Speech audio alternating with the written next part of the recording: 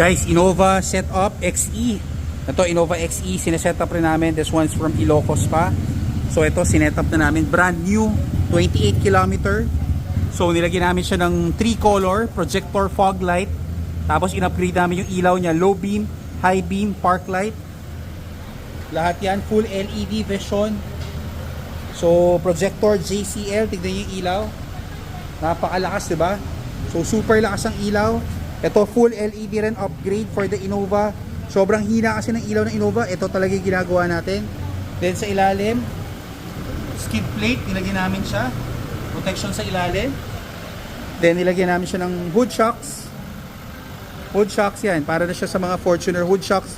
Rubber hood lining. Fender flarings. Ito, fender flarings. Mudguard. Sequential lights. In-upgrade na rin natin siya. Ito yun. Black garnish set. In-upgrade natin. Door seal. Ito, full matting. So, full matting, black liner. Steering cover. Upgraded. 12-inch. Ito yung top of the line namin. 12-inch camera. 12-inch camera. Nilagyan namin with Android Auto or CarPlay. Backup sensor. Naka-installed na rin.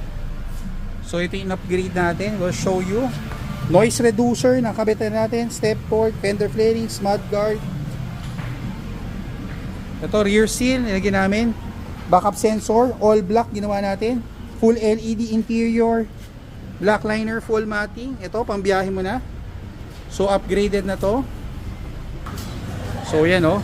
Ganda, lakas ng ilaw. Ito, tinatapos pa natin yung Innova. Another Innova. So, setup, specialty namin. Innova, Fortuner, yung mga SUV. So check nyo yung mga videos namin.